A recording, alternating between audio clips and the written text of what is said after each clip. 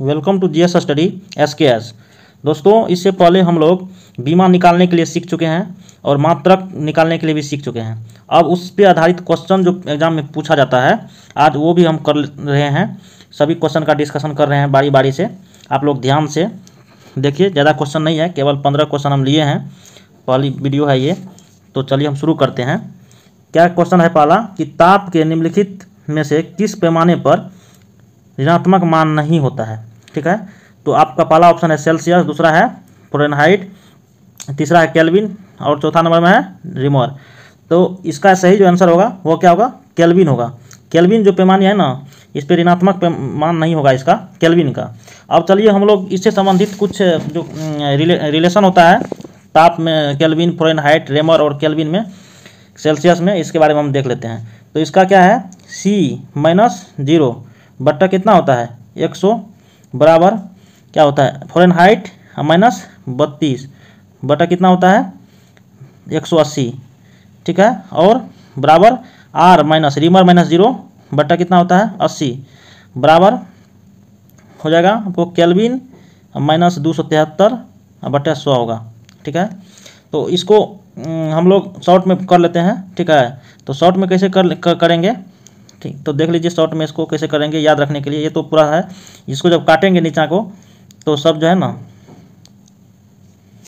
देखिए इसको याद रख लीजिए। C/5 चलिए देखिए C/5 बराबर फ़ारेनहाइट, मतलब फ़ारेनहाइट को F से सूचित करते हैं, F -32/9 बराबर R/4। ठीक है, अब बराबर केल्विन -273/5, 273/5। ये याद रख लीजिए। C/5 बराबर F -32/9 बराबर R/4 बराबर केल्विन K -273/5। इसमें किसका भी वैल्यू अगर मांग चलिए, इसमें सेल्सियस का मान दिया हुआ है, अगर फ़ारेनहाइट का पूछेगा तो इसको सेल्सियस की जगह पर रख देंगे, फ़ारेनहाइट का निकल जाएगा, दोनों को तुलना कर लेंगे। कभी रेमर का मान दिया रहेगा, पूछेगा फ़ारेनहाइट का, तो इसमें रेमर का मान यहाँ रख देंगे और फ़ारेनहाइट का मान यहाँ से निकल जाएगा, दोनों को तुलना कर देंगे आपस में हमेशा। तो चलिए अब नेक्स्ट क्वेश्चन की ओर। अब दूसरा क्वेश्चन है कि फेदोमीटर से, इसमें सम्मिलित करने के लिए बोल रहा है। तो देखिए इसमें सबका मात्रक बोल रहा है कि यंत्र है जो फेदोमीटर से किसका माप किया जाता है। तो फेदोमीटर से जो है ना, ये समुद्र की गहराई मापा जाता है, समुद्र की गहराई मापा जाता है। अब बैरोमीटर से तो वायुमंडल का दाब मापा जाता है, जो बैरोमीटर है इसको वायुमंडल का दाब मापा जाता है। हाइग्रोमीटर से तो वायुमंडल का आर्द्रता मापा जाता है, हाइग्रोमीटर से। वही हाइड्रो कहेगा, अगर हाइड्रो कहेगा, हाइड्रो तो क्या होगा? आपेक्षिक घनत्व होगा। हाइड्रोमीटर से आपेक्षिक घनत्व, डोरो में आपेक्षिक घनत्व होगा। हाइग्रोमीटर कहेगा तो वायुमंडल या आर्द्रता होगा। ये दोनों क्वेश्चन याद रखिएगा। उसके बाद अल्टीमीटर से क्या मापा जाता है? तो ऊंचाई मापा जाता है। तो इस प्रकार इसका क्या आंसर होगा? देख लीजिए, 1 का 4, तो इसका मतलब बी का कितना हुआ है? 1। तो इस कौन सा ऑप्शन में है? तो बी नंबर ऑप्शन में है। अब चलिए हम लोग तीसरा नंबर क्वेश्चन की ओर। ऊर्ध्वाधर तल एलिवेशन एवं क्षैतिज तल एजीमथ में कोणीय दूरी को मापने में प्रयुक्त होने वाला यंत्र कौन सा है? तो हमेशा जो इसके लिए थियोडोलाइट का प्रयोग किया जाता है। क्या मापा जाता है? थियोडोलाइट। इसका याद रखिए क्वेश्चन, थियोडोलाइट का प्रयोग किसमें किया जाता है? तो इसमें जो है क्या जाता है, कोणीय दूरी मापने के लिए। किसका? जो ऊर्ध्वाधर है, ये ऊर्ध्वाधर हो गया, और क्षैतिज मतलब ये हो गया। ये जो कोणीय दूरी है इसको मापने के लिए जो है ना, थियोडोलाइट का प्रयोग किया जाता है। अब चलिए हम लोग आगे चलते हैं। अल्टीमीटर से क्या मापा जाता है? बी नंबर है, ऊंचाई मापा जाता है। उसके बाद बेवल प्रोटेक्टर से हम लोग जो ये कोई भी वस्तु को मापने में प्रयोग करते हैं, इसको भी। अब 4 नंबर क्वेश्चन में चलिए। 4 नंबर क्वेश्चन में क्या पूछ रहा है कि इसमें भी कहता है सूची 1 को सूची 2 से मिलाने के लिए। तो देखिए वाट का प्रयोग किस में मापा जाता है? तो वाट का प्रयोग जो है ना, शक्ति को मापने के लिए कहता है। वाट का प्रयोग शक्ति मापने के लिए। नॉट का प्रयोग होता है समुद्री जहाज की जो गति होता है ना, उसको मापने के लिए नॉट का प्रयोग किया जाता है, गति को मापने के लिए। और नॉटिकल मील में किसका प्रयोग किया जाता है? नॉटिकल मील में किसको मापते हैं? तो समुद्र की दूरी को नॉटिकल मील से मापते हैं। और कैलोरी में उष्मा को मापते हैं। कैलोरी से किसको मापते हैं? उष्मा। कैलोरी के उष्मा में मापते हैं। तो इस प्रकार इसका आंसर क्या हो जाएगा?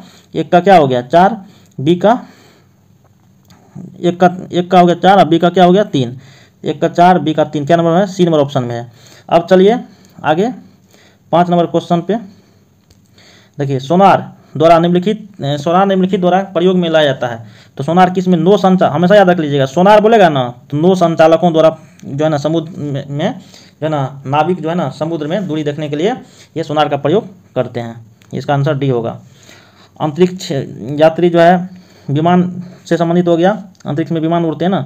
उसके बाद जो है रॉकेट और जितना भी है सब अंतरिक्ष में है। डॉक्टर द्वारा अवतल दर्पण का प्रयोग किया जाता है ताकि कोई भी फिगर को बड़ा करके हम देख सकता है, वो डॉक्टर देखता है। उसके बाद चलिए अब है 6 नंबर क्वेश्चन। वह थर्मामीटर जो 2000 डिग्री सेल्सियस मापने हेतु उपयुक्त हो वह है, तो मतलब 2000 डिग्री सेल्सियस बोल रहा है या उससे अधिक, यानी सीधा सीधी समझिए सूर्य की जो ताप होता है ना तो उसका तो बहुत अधिक टेम्परेचर होता है, तो अधिक से अधिक तापमान को मापने के लिए जो है ना हमेशा पायरोमीटर का प्रयोग किया जाता है। बी नंबर ऑप्शन जो है आपका सही है, पायरोमीटर। पायरोमीटर का प्रयोग अधिक से अधिक तापमान को मापने के लिए किया जाता है, सूर्य के विकिरण तापमान को मापने के लिए इसका प्रयोग होता है।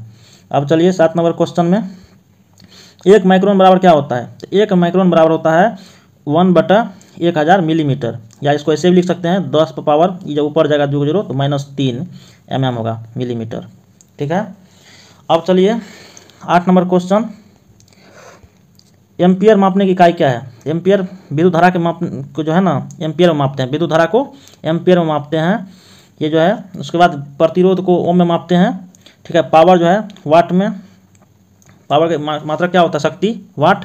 उसके बाद जो है अब आगे चलिए 9 नंबर क्वेश्चन, एक पारसेक तारों संबंधी दूरियां मापने का मात्रक बराबर है, तो पारसेक जो है ना एक पारसेक में कितना प्रकाश वर्ष होता है, तो हम लोग इससे पहले डिस्कशन कर चुके हैं। एक पारसेक बराबर 3.26 प्रकाश वर्ष होता है, प्रकाश वर्ष, ठीक है, प्रकाश वर्ष। तो 3.26 प्रकाश वर्ष था, इसमें तो ऑप्शन में लगभग में कौन, ये बी नंबर में इसका आंसर सही होगा ये। या इसको ऐसे भी याद रख सकते हैं, एक पारसेक बराबर जो है ना अगर किलोमीटर में बोल देगा, इसी को तोड़ेंगे किलोमीटर में, तो 3.08 गुना 10 पर पावर 16 मीटर होता है।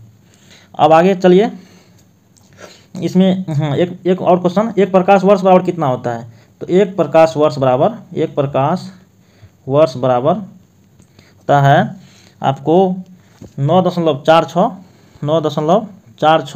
गुना 10 पर पावर कितना 15 मीटर। इसी को अगर किलोमीटर में बोलेंगे तो इस पर 3 को 0 घटा देंगे, 9.46 गुना 10 पावर 12 मीटर होगा, किलोमीटर होगा। अब चलिए आगे 10 नंबर क्वेश्चन में अब क्या करा है कि इसमें भी सूची 1 को 2 से मिलाना है। तो देखिए भौतिक राशियां है और इकाई है, तो त्वरण का SI मात्रक क्या होता है इसमें, देखिए त्वरण का SI मात्रक क्या होगा, मीटर पर सेकेंड। पढ़े हैं हम लोग, बीमा निकाले थे ना इससे पहले, मात्रक भी पढ़े हैं पीछे वीडियो में, देख लीजिएगा वो वीडियो अगर नहीं देखे हैं तो, बहुत अच्छा से हम बता दिए हैं उसमें। अब बल का मात्रक क्या होता है, तो बल का मात्रक क्या होगा, न्यूटन होगा। और कृति कार्य का मात्रक क्या होता है, जूल होता है।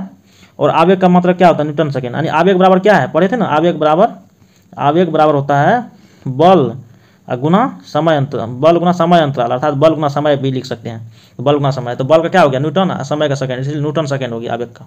अब चलिए 11 नंबर क्वेश्चन में, मेगावाट बिजली के नापने की इकाई है जो क्या करता है, तो बिजली की नापने की इकाई है मेगावाट, तो क्या उपभोग की जाती है, बचत की जाती है, ट्रांसमिशन में ह्रास हो जाती है कि उत्पादित की जाती है। तो मेगावाट जो हम देखते हैं ना, ये बिजली का उत्पादन होता है, कहता है ना कि अभी यहाँ पे प्लांट खुला है, यहाँ पे इतना मेगावाट का बिजली उत्पादन होगा, तो मेगावाट जो है ना हमेशा इकाई होता है जो बिजली का उत्पादन करने की, उसी के जो है ना मेगावाट में डिनोट करते हैं हम लोग, सूचित करते हैं, इकाई है। अब चलिए 12 नंबर क्वेश्चन, खगोलीय दूरियां प्रकाश वर्ष में मापे जाने का कारण निम्नलिखित में से कौन सा है, ठीक है। तो खगोलीय दूरियां जो प्रकाश वर्ष में क्यों मापा जाता है, तो सबसे पहले इसके बारे में हम समझा देते हैं। क्योंकि खगोलीय दूरी जो होता है ना, ये जो उल्का पिंड या तारों का जो दूरी होता है, यह बहुत अधिक डिस्टेंस है, तो इसको हम किलोमीटर, मील, मीटर में नहीं माप सकते हैं। तो इसके लिए क्या करते हैं हम लोग, अधिक से अधिक जो दूरी को कवर करेगा, तो उसके लिए है पारसेक है जो पीछे पड़े हैं, उसके लिए है प्रकाश वर्ष हो गया। तो ये सब दोनों से जो है ना हम लोग खगोलीय दूरी को मापते हैं। तो इसमें ऑप्शन से चलिए क्या कर रहा है आप समझ लेते हैं कि खगोलीय दूरियां प्रकाश वर्ष में मापे जाने का कारण निम्नलिखित में से कौन सा है। तो ऑप्शन ये है कि तारकीय पिंडों के बीच की दूरियां परिवर्तित नहीं होती है। बी में है तारकीय पिंडों का गुरुत्व परिवर्तित नहीं होता है। सी में है कि प्रकाश सदैव सीधी रेखा में यात्रा करती है। और 4 नंबर में है कि प्रकाश की गति स्पीड सदैव एक समान होता है। देखिए प्रकाश सीधी रेखा में गमन नहीं करता है, ठीक है ना, ये सब तीनों क्वेश्चन ऑप्शन गलत है। ये चौथा जो ऑप्शन है ये पूरा बिल्कुल सही है कि प्रकाश की गति जो है ना स्पीड सदैव एक समान होती है, ठीक है, ये सदैव एक समान होती है। चलिए अब हम लोग 13 नंबर क्वेश्चन में जा रहे हैं। प्रकाश वर्ष है तो इससे प्रकाश वर्ष क्या है, तो प्रकाश वर्ष हम लोग पढ़े ना पीछे कि प्रकाश वर्ष दूरी का मात्रक है। इसमें देखिए ऑप्शन से क्या कर रहा है, वह वर्ष जिसमें फरवरी 29 थी, वर्ष तो होगा ही नहीं, समय तो होता ही नहीं, प्रकाश वर्ष मीन्स दूरी, दूरी का मात्रक। तो वह दूरी जो प्रकाश एक वर्ष में तय करता है, ये भी गलत है। वह समय जो, ये गलत नहीं है, ये सही है, सॉरी ये वह दूरी बोल दिया ना, वह दूरी जो प्रकाश एक वर्ष में तय करता है, तो उसी को तो प्रकाश वर्ष बोलते हैं। जो प्रकाश एक वर्ष में तय करता है उसे प्रकाश वर्ष कहा जाता है। अब चलिए 14 नंबर क्वेश्चन में क्या बोल रहा है, 1 माइक्रोन बराबर, इससे क्वेश्चन ही पहले हो चुका है, रिपीट हो गया है, 1/1000 मिलीमीटर या 10⁻³ mm होता है। अब चलिए 15 नंबर लास्ट क्वेश्चन है कि प्रकाश वर्ष मात्रक इकाई है किसका, तो ऑप्शन है प्रकाश की तीव्रता का, समय का, प्रकाश का वेग का, दूरी का। हम जब भी याद रखिए प्रकाश वर्ष कहीं भी देखिए तो समझ लीजिए वो किसका मात्रक है, दूरी का मात्रक है, दूरी का। इसलिए आप लोग वीडियो को लाइक कीजिए, सब्सक्राइब कीजिए, शेयर कीजिए। और हम अब जो है ना बिहार पुलिस के लिए भी अब प्रत्येक दिन एक एक सेट लेकर आएंगे आप लोगों के सामने, और जो भी एग्जाम संबंधित जो अच्छा क्वेश्चन सब है उसको ट्रिक और टेक्निक के माध्यम से हम वीडियो बना करके आप लोगों के बीच अपलोड करेंगे। थैंक यू दोस्तों, जय हिंद।